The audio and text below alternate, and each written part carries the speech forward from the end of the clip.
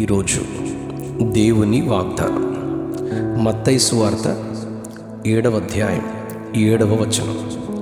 అడుగుడి మీకు ఇయ్యబడును, అడుగుడి మీకు ఇయ్యబడును, అడుగుడి మీకు ఇయ్యబడును, వెదకుడి మీకు దొరుకును, తట్టుడి మీకు తీయబడును. అడుగు ప్రతివాడును పొందును, వెదకువానికి దొరుకును, తట్టువానికి తీయబడును. లోకరక్షకుడైన ప్రభువైన యేసుక్రీస్తు వారు ఈ భూమి మీద జీవించిన దినాల్లో ఆయన ఓ కొండ మీద కూర్చుండగా ఆయన జనసమూహము చూచి కొండ ఎక్కి ఆయన కూర్చున్నప్పుడు ఆయన శిష్యులు ఆయన యొద్దకు వచ్చారు. అప్పుడు ఆయన నోరు తెరిచి వారికి ఇలాగ బోధించారు. మత్తయి సువార్త 5వ అధ్యాయం 1వ వచనంలో కొండ మీది ప్రసంగం అని ఈ వాక్యానికి పేరు పెట్టారు. ఆయన 5వ అధ్యాయంలో మొదలుపెట్టి 7వ అధ్యాయం చివరి వరకు బోధిస్తూనే వచ్చారు.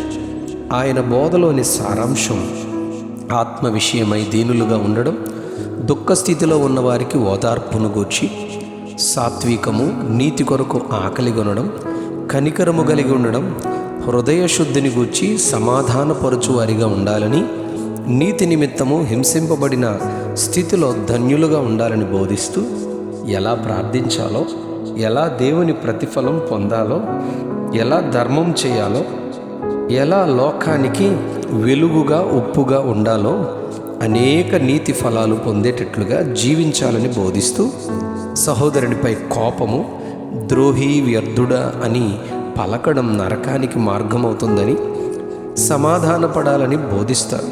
వ్యభిచారంతో సమానమే ఒక స్త్రీని మోహ చూపుతో చూడడం అంటూ, కన్ను ఈ కార్యానికి మూలమైతే కన్ను పెరికివేయడం మేలు, కన్నులు కలిగి నరకానికి పోవడం కంటే అని చెప్పారు. అప్రమాణం చేయవద్దని, ఒట్టు పెట్టవద్దని, మీ మాట అవునంటే అవును, కాదంటే కాదని ఉండాలని చెప్పారు. దుష్టుని ఎదిరించొద్దు, కుడి చెంప మీద కొట్టువానికి ఎడమ చెంప చూపండి, క్షమించాలి, ప్రేమించాలి, మిమ్మల్ని హింసించు వారి కొరకు ప్రార్థించాలి. కారణం ఆయన చెడ్డవారిపై మంచివారిపై సూర్యుని ఉదయింపచేసి నీతిమంతుని మీద అనీతిమంతుని మీద వర్షం కురిపించుచున్నారని చెబుతారు.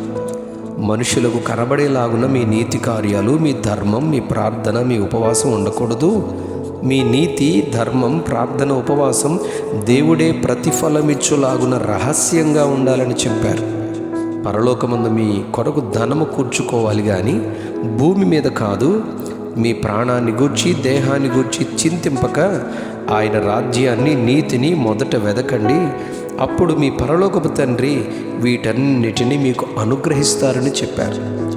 ఎవరికి తీర్పు తీర్చొద్దు, ఎవరి కంటిలోనూ నలుసును చూపించొద్దు, వేషధారిగా నడవకుండా పరిశుద్ధంగా జీవించాలి అని చెబుతూ, విలువ తెలియని వారి ముందు పరిశుద్ధమైన దానిని పెట్టవద్దు, జాగ్రత్తగా ఉండాలని చెప్పారు. ఆయన ఈరోజు ధ్యాన వాక్యంలో 7వ అధ్యాయం 7వ వచనంలో ఇలా చెప్పారు, అడుగుడి మీకు ఇయ్యబడును. ఈ వాక్య భావాన్ని ప్రభువే ఎంతో వివరంగా ఇక్కడ మాట్లాడారు.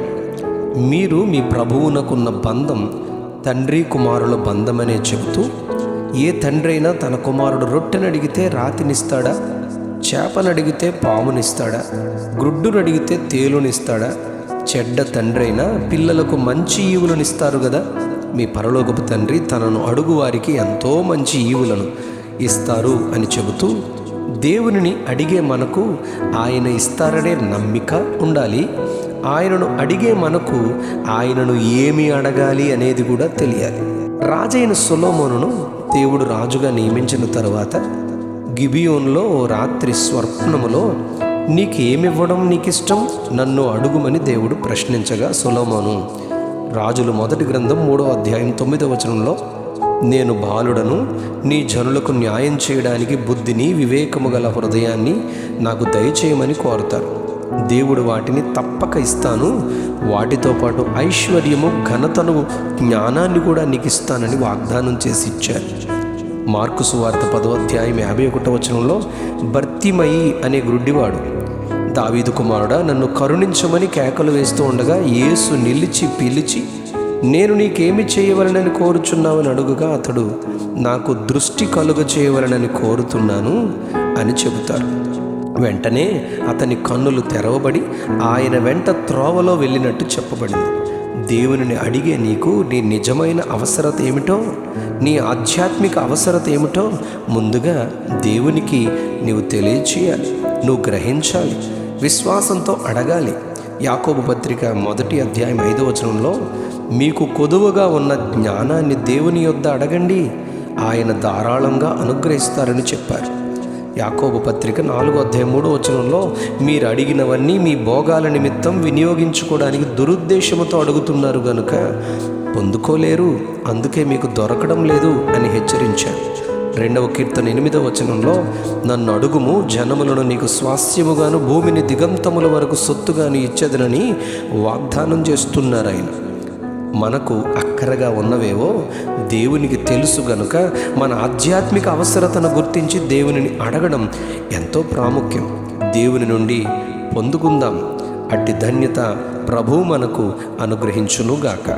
ఆమెన్, ఆమెన్, ఆమెన్. అడుగుడి మీకు ఇయ్యబడును, అడుగుడి మీకు ఇయ్యబడును, వెదకుడి మీకు దొరుకును, తట్టుడి మీకు తీయబడును. అడుగు ప్రతివాడును పొందును, వెదకువానికి దొరుకును, తట్టువానికి తీయబడును. ఆమెన్.